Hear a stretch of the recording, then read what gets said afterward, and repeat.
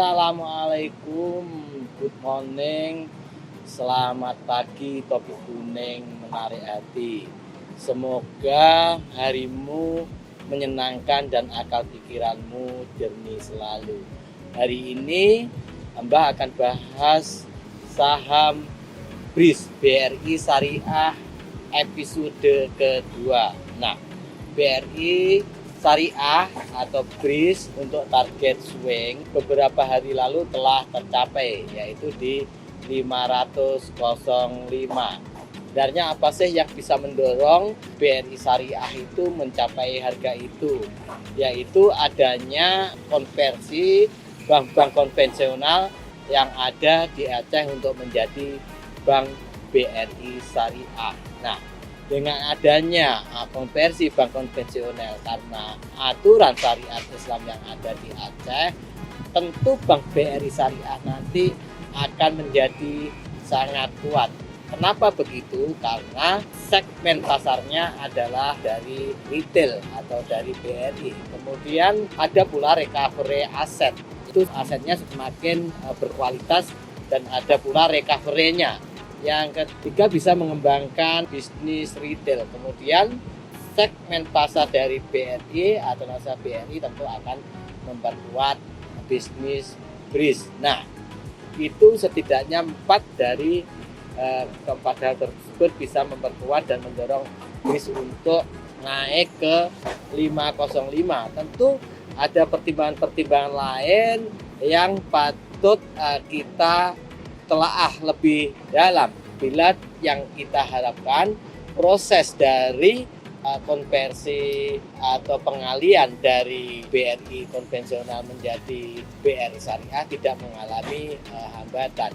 Tentu nanti bila mengalami hambatan tentu akan memperbesar biaya operasional BRIS karena beban karyawan yang punya BRI konvensional tentu setelah pengalian akan ditanggung BRIS. Tentu itu tidak diinginkan oleh Pak Menteri atau yang berwenang, sehingga terakhir tahun 2021 Februari nanti diusahakan kelar dan terdorong. Lalu kemudian dari situ saja tentu nanti BRI akan membentuk harga-harga baru. Nah, harga-harga baru itu adalah harga yang kita bicarakan resisten 505 itu sudah berlalu. Tentu nanti harga-harga baru itu sampai berapa saja, Mbah? Nanti akan kita simak pada teknikalnya, secara chartnya seperti apa. Harga-harga yang belum pernah terbentuk selama BRI Syariah itu dicatatkan di pasar modal itu. Kemudian nanti ada yang mendorong lebih kuat lagi, yaitu penggabungan atau merger dari Bank Syariah Himbara, yaitu dari Bank Mandiri Syariah, Bank BNI Syariah, dan BRI Syariah. Ini adalah bank umum syariahnya. Jika ketiga itu digabungkan, maka aset bank syariah di Indonesia ini sekitar 208. Nanti belum ditambah bila bank BTN atau BTPS itu tergolong unit usaha syariah. Dia mengembangkan itu. Bila itu digabungkan semua, dia memiliki aset sekitar 30 triliunan, nanti bisa sekitar 236 triliun. Lalu skemanya seperti apa dan harga akan terdorong kemana?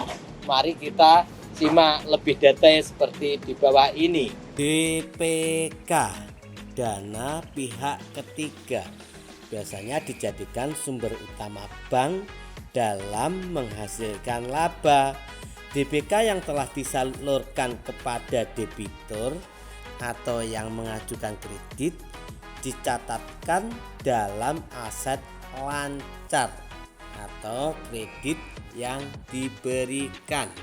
Pupuk belanja operasional terhadap pendapatan operasional merupakan rasio yang menggambarkan efisiensi perbankan dalam melakukan kegiatannya. Belanja operasional itu merupakan biaya bunga yang diberikan kepada nasabah. Sedangkan pendapatan operasional adalah bunga yang didapat dari nasabah.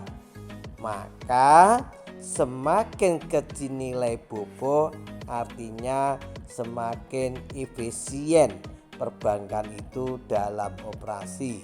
Jadi kurang dari 80% itu semakin bagus, sudah bagus.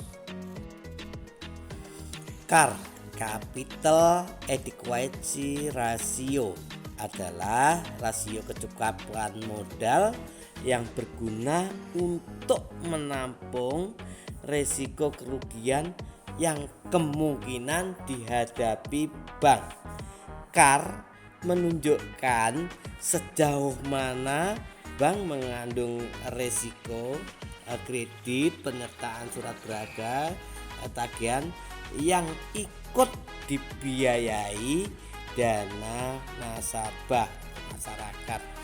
Jika nilai CAR tinggi, maka bank dapat membiayai kegiatan operasional dan memberikan kontribusi yang cukup besar bagi profitabilitasnya. Jika CAR meningkat, maka keamanan dan kepercayaan nasabah pada bank naik, sehingga profitabilitasnya bank juga naik. CAR dapat dihitung dengan modal dibagi aktiva tertimbang menurut risiko kali 100%. Menurut aturan Bank Indonesia, CAR minimal 8% dalam untuk kewajiban penyediaan modal minimum. Bank yang sehat mempunyai CAR lebih dari 14%.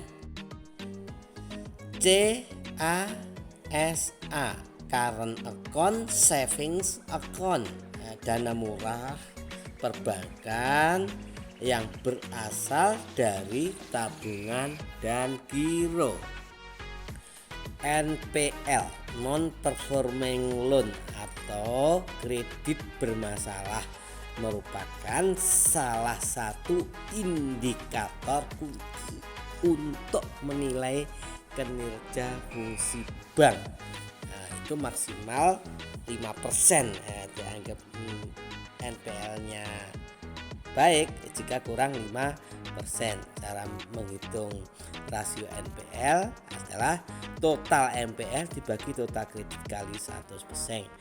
100% misalkan saat bank mengalami kredit bermasalah sebesar 50 dengan total kredit 1000, maka rasio NPL-nya adalah 50 per 1000 kali 1% sama dengan 5%. Nah, ini yang dianggap bermasalah itu ketika yang kredit itu sudah mengalami kolektivitas call 3 sampai 5. Kalau call 1 itu masih lancar, call 2 dalam perhatian khusus begitu.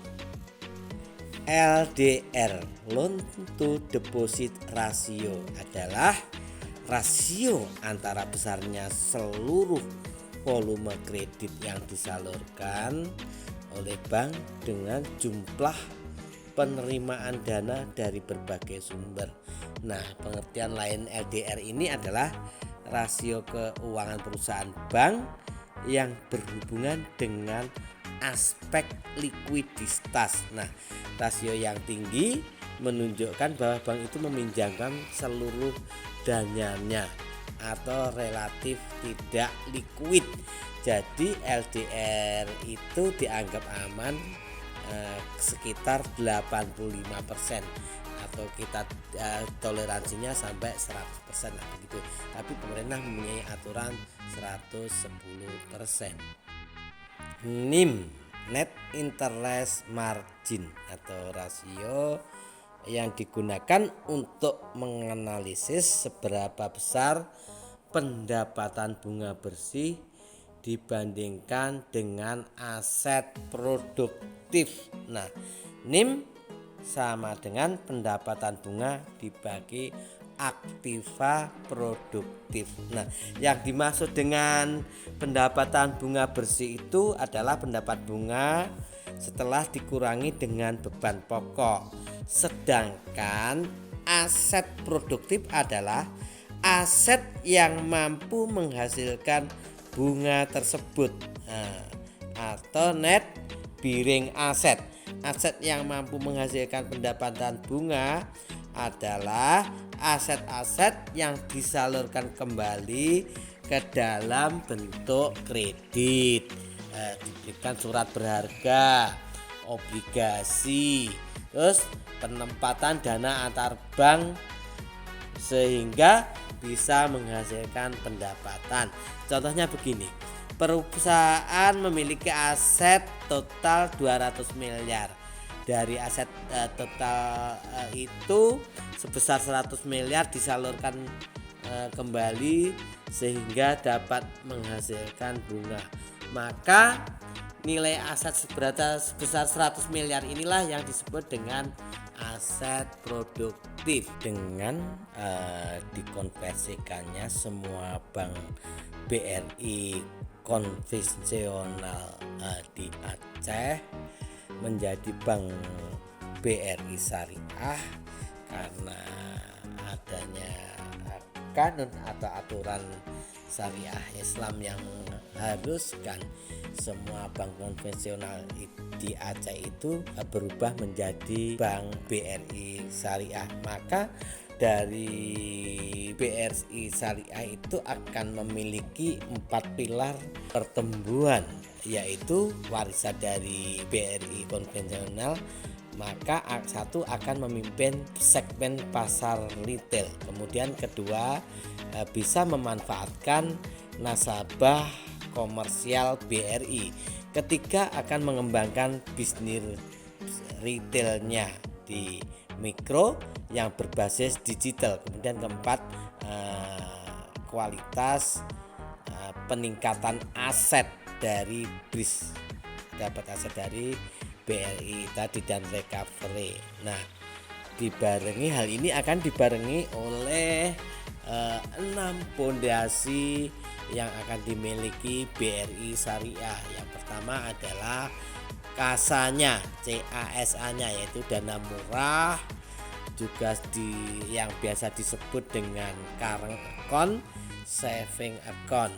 Nah, ini bunganya itu sekitar cuma 2%-an. Nah, ini didapat dari tabungan dan giro. Kemudian fondasi yang kedua adalah inovasi produk syariah, dan yang ketiga produktivitas channel dan jaringan BR-nya tadi. Kemudian 4 risk management yang bagus atau excellent. Nah, yang kelima sinergi performance management, dan yang keenam adalah dengan peningkatan kualitas sumber daya insani, karena ini BRI Syariah. Lalu strateginya BRI Syariah itu seperti ini, misalkan diversifikasi produk yang ditawarkan nanti.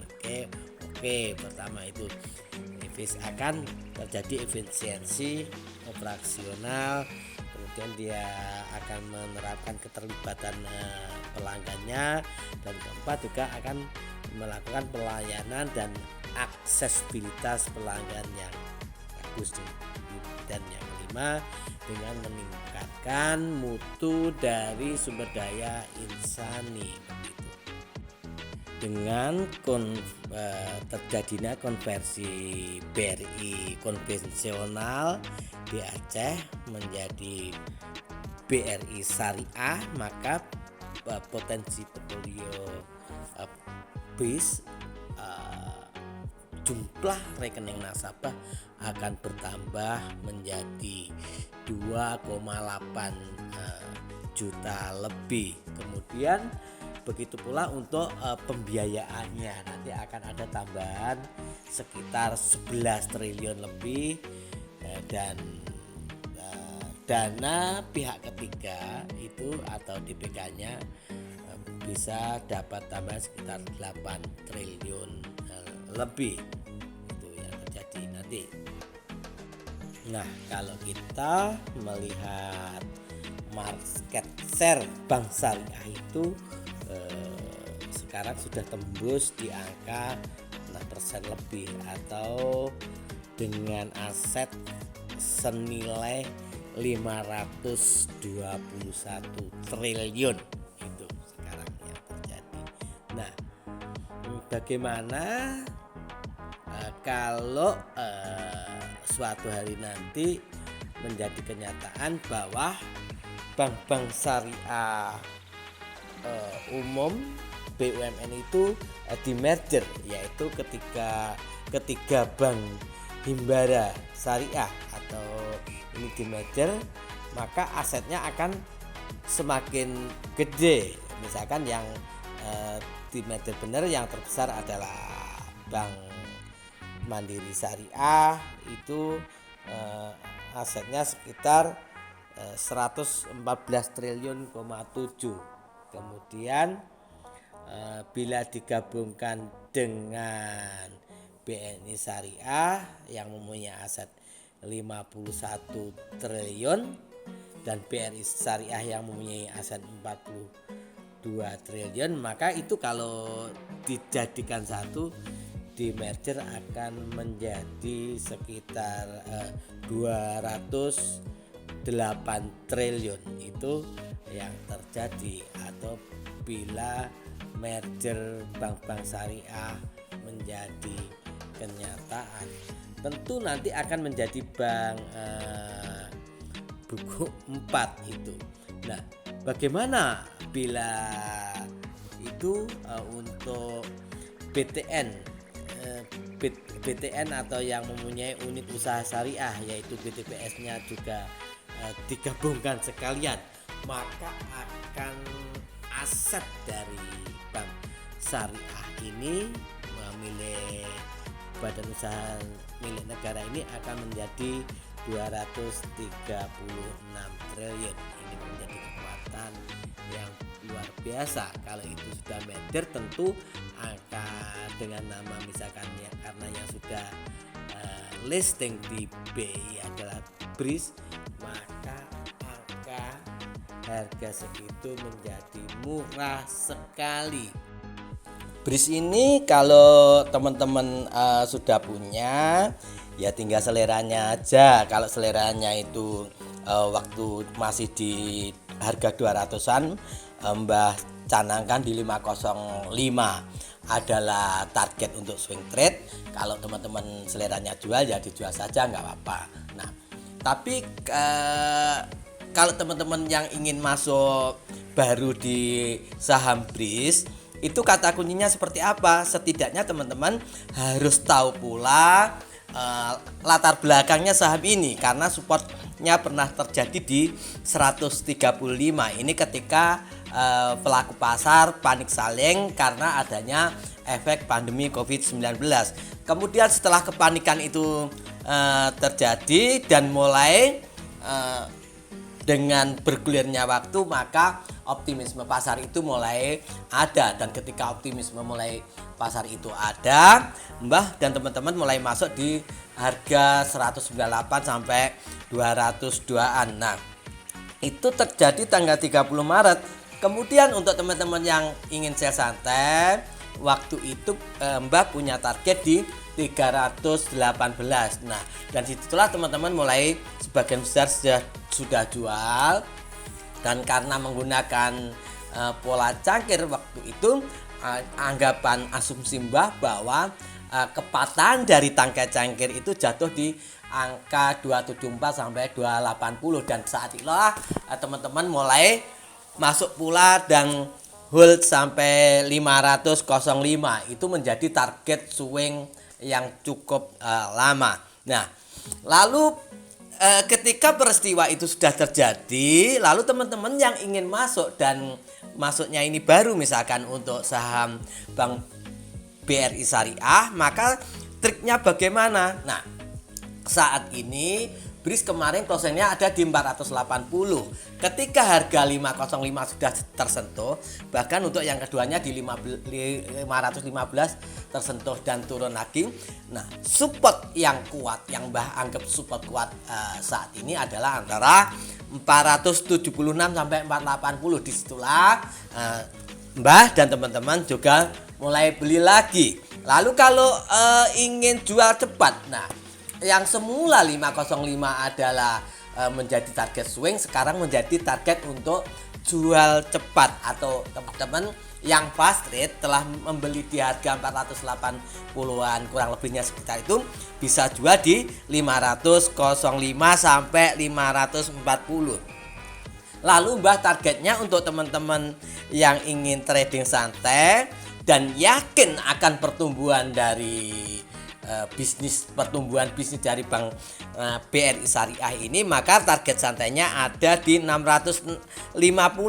Nah, 650 ini ada potensi untuk tercapai di bulan Desember.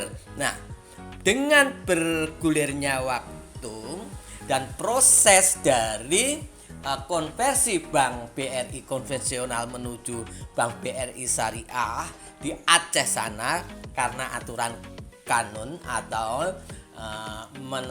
Aceh, Provinsi Banda Aceh menerapkan aturan syariah Islam itu, maka aset-aset semua Bank BRI konvensional itu harus masuk di Bank BRI Syariah yang di Aceh.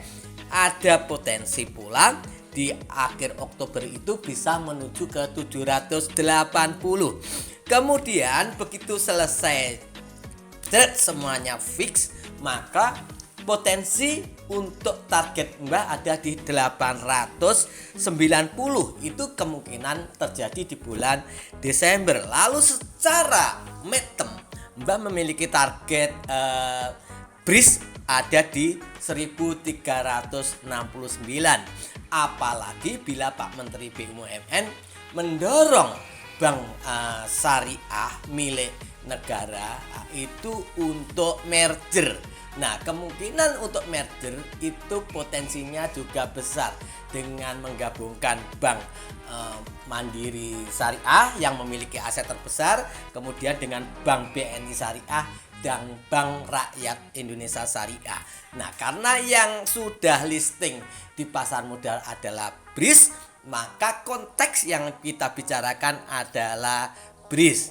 Nah, bila ketiga asetnya itu digabungkan, maka bisa mencapai 208 triliun. Itu yang akan terjadi. Namun ada bank untuk unit usaha syariah yang belum Mbah sebutkan adalah BTPS. Nah, BTPS apa mungkin digabung dengan ketiga bank tersebut yang Bank Umum Syariah itu? Ada kemungkinan pula. Itu ada kemungkinannya, tapi agak kecil. Tapi kalau sampai keempatnya digabung, bisa menjadi asetnya menjadi 236 triliun.